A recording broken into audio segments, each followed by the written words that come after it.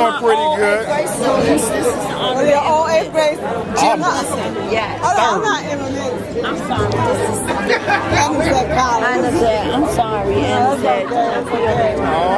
Yeah, I'm just a former state senator, Annazette Collins. Jeez.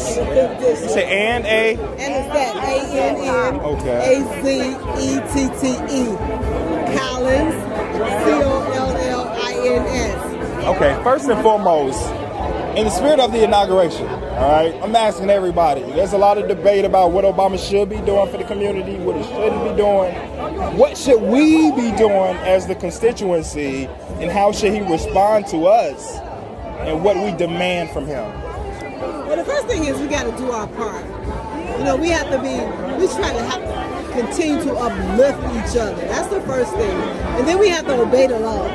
That's some of the same thing. Then we have to take care of our families, you know, and teach them right from wrong, so that our children, we have to help educate our own children so that when they come into the system, they'll be prepared to learn. Not only do that happen, when the teachers respond to them, we have to be prepared to respond back to the teachers so that we can keep our children in place. So we have to be peerless. That's the first thing. We have to raise our children in a respectful way. We have to teach them right and wrong. So charity always begins at home.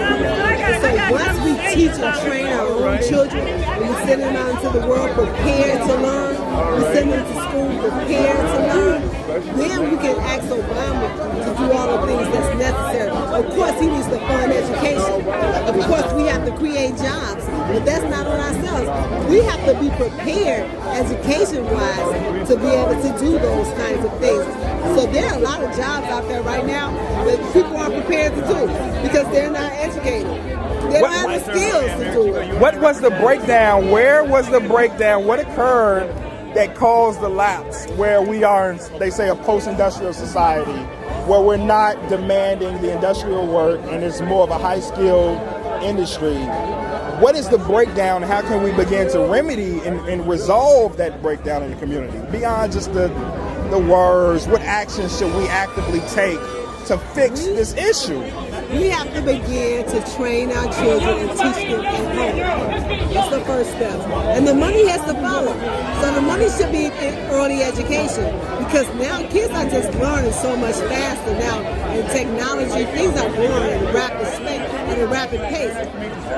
But we have to prepare them with the basic stuff. And so once we do that, then things will go forward. And so it's incumbent upon us as individuals, as a community, for all of us to work together with each other. You know, our churches should be on one accord, our schools should be on one accord, our neighborhoods, the community centers, and all of the things that we fund should be training our children for the future. And so we have to first train them to be respectful and sociable. And so those are some of the things that we're missing in order for us to skip to the next generation. You know, I mean, not skip to the next generation, but to get to work with each other, and so that we can learn from each other. And so then we can ask the president, say, here, I got this group of people, these are black people, kids, and they're prepared and ready to learn. A lot of times as a senator, companies would call me and say, send me some workers. I didn't have anybody to send them because they had a record, because they weren't educated. So who was I going to send from the community? There was nobody there to send. So we have to prepare ourselves to be ready to go into the workforce. And until we're ready, we can't expect anybody else to fight on our behalf. We got to fight for ourselves. Let us know what's next for you as you move forward. How can we find more information about you and learn about your platform and the things you wish to initiate? Well, you know, I'm retired now, so I lost the last election. So now I'm retired. So now I'm looking forward to working in the private industry, working for the things that I fought for in the workforce development for our ex-offenders. So because I know that if we don't get people who have made mistakes in their lives back to work, our communities won't be safe. The reason why we're having a lot of problems in our communities today is because people don't work. Our black men have nowhere to turn to. Well, they made a mistake in juveniles, right? So we tried to fix a lot of those laws. But as adults, They need to be able to take care of their families. And if they can't do that, then what are we expecting them to do? You have to be able, there's three things you must do. You have to be able to eat, you have to have a roof over your head, and you have to clothe yourself. And unless you can do all of that, you're going to fight. It's like the animals. Why do they kill? They kill to survive. So as humans, we can't do any less. We kill to survive. Because when I was robbed, the guy said to me, I don't want to rob you. He did. He said, I don't want to rob you. He said, I don't want to do this. I don't want to do this. But so that meant he needed to either eat, his children was hungry, or he was hungry, or he needed a roof over his head, or he needed some clothes. Those are our basic needs, and we must meet them.